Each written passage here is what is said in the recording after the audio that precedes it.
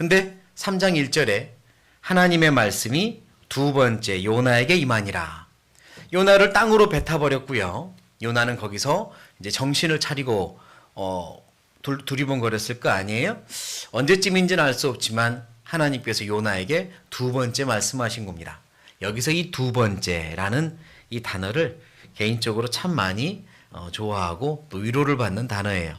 요나가 하나님의 명령을 떠나서 도망갔지만 하나님은 요나를 쫓아왔고, 그리고 또 얼마든지 그 일로 인해서 요나를 징계하거나 벌 줄 수도 있었지만 하나님은 요나에게 두 번째 기회를 주십니다.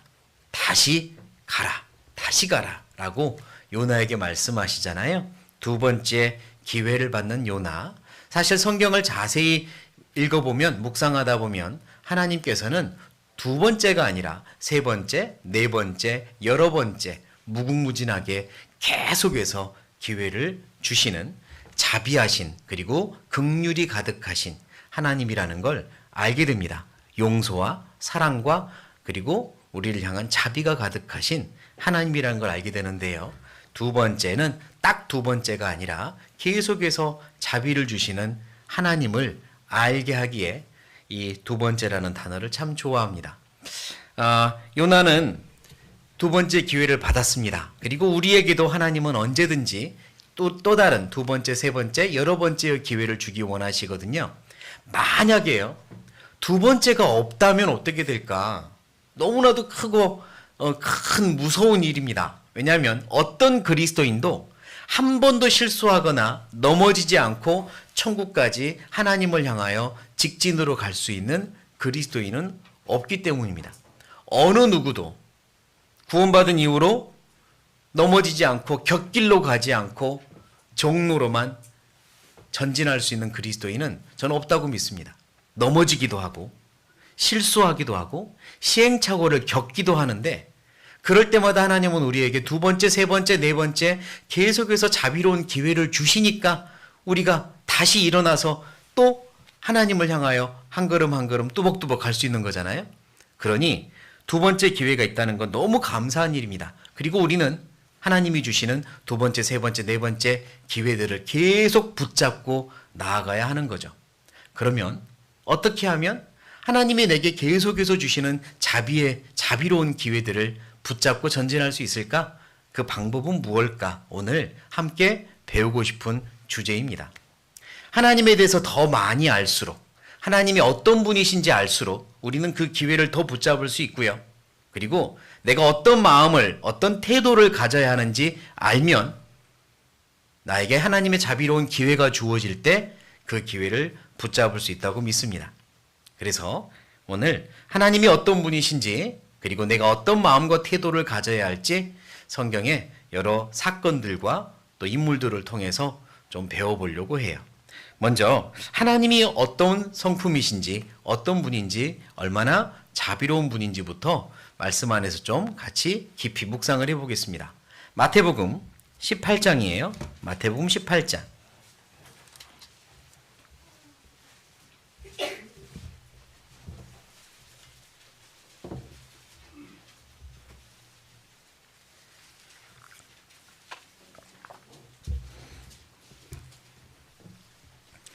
마태복음 18장 21절, 마태복음 18장 21절. 제가 읽겠습니다. 그때 베드로가 나와 가로되 주여, 형제가 내게 죄를 범하면 몇 번이나 용서해 주리까? 일곱 번까지 하오리까? 22절 같이 읽겠습니다. 예수께서 가라사대 네게 이르노니 7번뿐 아니라 70번씩 7번이라도 할지니라. 베드로는 예수님께 여쭙습니다. 형제가 나한테 잘못을 하면 몇 번 용서할까요? 7번까지 할까요? 글쎄요, 베드로가 생각하는 굉장히 많은 수는 7번이었던 것 같아요. 자기가 할 수 있는 어떤 기본 이상의 것이라고 생각했는지도 모르겠어요. 또는 7번 그러면 당대의 완전한 어떤 숫자의 개념으로도 사용을 했고요. 7번까지 할까요? 그랬더니 예수님은 아니, 70번씩 7번 합하면 490번이네요. 490번까지 해라 라고 말씀합니다. 사실 개인적으로 내가 누군가를 거듭되는 잘못, 똑같은 잘못을 반복할 때 7번까지 용서하는 것도 스스로 생각해 보면 쉽지 않다고 생각합니다. 세상에 어떤 사람도 490번이나 똑같은 잘못을 용서할 수 있는 사람은 저는 없다고 생각합니다. 그런데 예수님은 490번까지도 하라고 하셨네요. 사실 이 말씀은 사람의 능력치나 사람의 마음을 이야기하셨다기보다는 하나님의 마음을, 하나님의 기준을 이야기하신 겁니다. 하나님의 기준이죠. 490번이 아니라 무한대로 하라는 말씀입니다. 끊임없이 끝까지 하라는 말씀이죠. 하나님의 기준입니다. 하나님의 마음이 그렇다는 거예요. 하나님은 똑같은 잘못, 반복되는 잘못이 있어도 무한대로 끝까지 용서할 수 있는 분이라는 걸 우리에게 말씀합니다. 하나님의 성품이에요.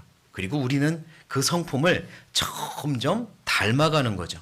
천국에 가면 그 하나님의 마음을 우리가 더 이제 갖게 되는 거고요.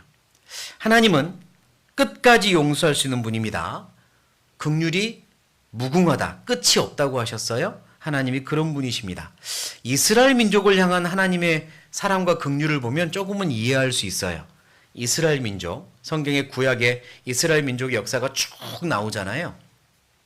그들이 하나님을 여러 차례 마음 아프게 하고 또 등을 돌리고 일부러 하나님을 배반하고 이런 역사가 계속 반복되는데 하나님은 그럴 때마다 이스라엘을 향해서 계속 손을 내미셨고 똑같은 일을 반복해도 용서하셨거든요. 느헤미야서를 보면요. 찾아보겠습니다. 느헤미야 9장. 역대하, 에스라, 느헤미야 9장.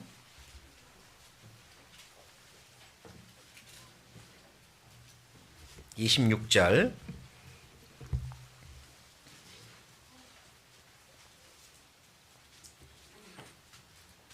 느헤미야 9장 26절.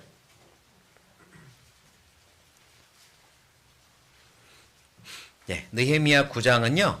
이스라엘 민족이 나라가 완전히 멸망을 당하고 식민지 생활, 포로 생활을 할 때의 일입니다. 나라가 완전히 멸망을 당했어요. 나라가 이제 아브라함을 통하여 가나안 땅으로 갔고 그리고 하나님께서 약속하신 축복이 시작이 되었는데 그 이후로 수도 없이 많은 역사를 반복하다가 마침내 멸망을 당한 겁니다. 그때 느헤미야를 중심으로 다시 신앙의 부흥운동이 일어났고요. 그리고 9장은 그 신앙의 부흥운동 중에 일부 신앙의 앞장선 사람들이 하나님 앞에 회개의 기도를 드리며 고백하는 내용이 9장입니다. 하나님 앞에 회개의 기도를 드리며 고백하고 다짐하는 내용이 9장이거든요. 신앙의 부흥운동이 아주 활발하게 일어나고 있는 시점인데요. 그때 그들이 어떤 내용을 말하냐면 하나님, 우리가 조상 때부터 지금까지 계속해서 이렇게 반복해 하나님을 슬프게 해왔는데 하나님은 여전히 계속해서 우리를 자비롭게 용서하시고 받아주셨습니다. 라는 이제 고백하는 내용이 9장의 기도 내용이 있습니다. 그 내용을 좀 읽어보려고 하는 겁니다. 26절. 네, 25절까지는 이제 그들이 모세를 통하여 출애굽을 해서 광야 생활을 하고 드디어 약속의 땅 가나안 땅에 들어가기까지의 과정을 25절까지 말씀하고 있고 광야 생활 중에도 참 많이 하나님의 마음을 아프게 하고 배반했잖아요. 자, 가나안 땅에 드디어 들어갔거든요. 그 이후에도 26절부터 몇 구절 제가 읽겠습니다. 저희가 오히려 순종치 아니하고 주를 거역하며 주의 율법을 등 뒤에 두고 주께로 돌아오기를 권면하는 선지자들을 죽여 크게 설만하게 행하였나이다. 여기서 설만하게는 하나님을 모욕했다, 모욕적으로 행했다는 의미입니다. 주의 율법을 등 뒤에 두고 주께로 돌아오기를 권면하는 선지자들을 죽여 크게 설만하게 행하였나이다. 그러므로 주께서 그 대적의 손에 붙이사 곤고를 당하게 하심에 저희가 환난을 당하여 주께 부르짖을 때에 같이 읽겠습니다. 주께서 하늘에서 들으시고 크게 긍휼을 바라사 구원자들을 주어 대적의 손에서 구원하셨거늘 됐습니다. 제가 계속 읽죠. 저희가 평강을 얻은 후에 다시 주 앞에서 악을 행함으로 주께서 그 대적의 손에 버려두사 대적에게 제어를 받게 하시다가 저희가 돌이켜서 주께 부르짖음에 같이 읽겠습니다. 주께서 하늘에서 들으시고 여러 번 긍휼을 바라사 건져내시고 됐습니다. 다시 주의 율법을 복종하게 하시려고 경계하셨으나 저희가 교만히 행하여 사람이 준행하면 그 가운데서 삶을 얻는 주의 계명을 듣지 아니하며 주의 계명에 대한 구체적인 설명이죠. 저희가 준행하면 그 가운데서 삶을 얻는 주의 계명을 듣지 아니하며 주의 규례를 범하여 고집하는 어깨를 내어밀며 목을 굳게 하여 듣지 아니하였나이다. 30절 같이 읽겠습니다. 그러나 주께서 여러 해 동안 용서하시고 또 선지자로 말미암아 주의 신으로 저희를 경계하시되 됐습니다. 저희가 듣지 아니하므로 열방 사람의 손에 붙이시고도 31절 같이 읽겠습니다. 주의 긍휼이 크심으로 저희를 아주 멸하지 아니하시며 버리지도 아니하셨사오니 주는 은혜로우시고 긍휼히 여기시는 하나님이시니이다. 여기 기도하는 이들은 알고 있는 겁니다. 자기들의 역사를 쭉 돌아보니 정말 수도 없이 반복해 왔다는 거예요. 그렇게 하나님은 자비롭게 우리를 받아주시고 구원하시고 용서하시고 또 세워주시고 축복해 주시는데 좀 살만하면 좀 좋아지면 또 어긋나고 또 배반하고 또 하나님을 등을 돌리고 늘 그래 왔다는 겁니다. 그런데 하나님은 그럴 때마다 벌을 주셨다가도 또 하나님 잘못했습니다. 또 잘못했습니다. 그러면 그럴 때마다 또 마치 속아 주시는 것처럼 받아주시고 회복해 주시고 또 회복해 주고 나면 조금 시간 지나면 또다시 등을 돌리고 그게 늘 반복되어 왔습니다. 라는 거죠. 결국 우리는 이렇게 나라가 멸망을 당하는 또 하나님 앞에 벌을 받았네요. 그러나 하나님 저희들 결심합니다.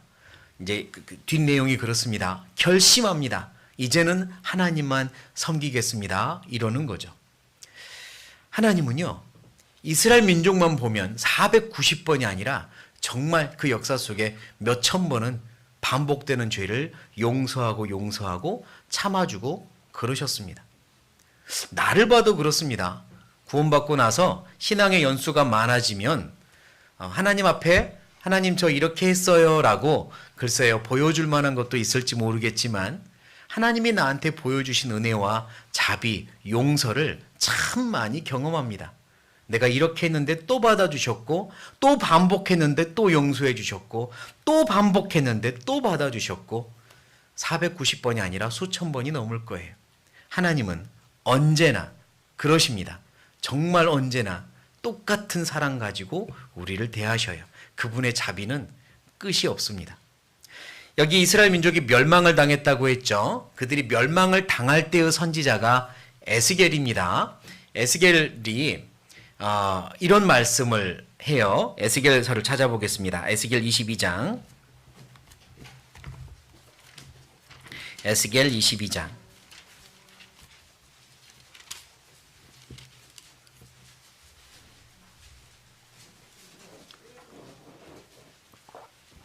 구약 1184페이지, 1184페이지, 에스겔 22장.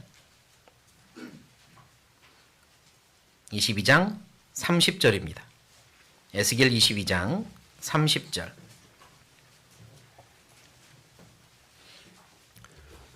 네, 같이 읽겠습니다. 이 땅을 위하여 성을 쌓으며 성 무너진 데를 막아서서 나로 멸하지 못하게 할 사람을 내가 그 가운데서 찾다가 얻지 못한 고로. 자, 여기서 하나님의 마음을 좀 생각해 봐요. 하나님은 이스라엘 민족이 지금 정말 가장 악할 대로 악해 있는 상황에 있다는 걸 보셨습니다. 그들이 마음이 다 하나님을 떠났습니다. 이제 하나님이 그들을 벌하십니다. 이미 신명기 28장에 너희들이 계속해서 그래도 떠나면 너희들은 결국 대적에 의해서 멸망을 당하고 식민지가 될 거다. 너희 나라가 완전히 빼앗길 거다. 이스라엘 민족과 약속을 했습니다. 계속 떠나고 있잖아요. 그들을 심판하고 식민지, 다른 나라에 의해서 멸망을 당하게 할 시점이 다가오고 있습니다. 그런데 하나님은 계속해서 찾는 게 있어요. 그들을 심판해야 되는데 찾고 있습니다. 무엇을 찾고 있냐면 한 사람 찾고 있습니다. 어떤 한 사람이냐면 이 성 앞에서 딱 막아서서 하나님 안 돼요. 하나님 안 돼요. 이 성 기회를 주세요. 멸망시키지 마세요. 하나님 앞에 딱 막아서서 이 성문을 붙들고 기도할 수 있는 사람 한 사람. 이 이스라엘 민족과 이 성을 위하여 기도할 한 사람을 부지런히 찾습니다. 누가 이 심판 좀 막아주라. 누가 이 심판 좀 막아라.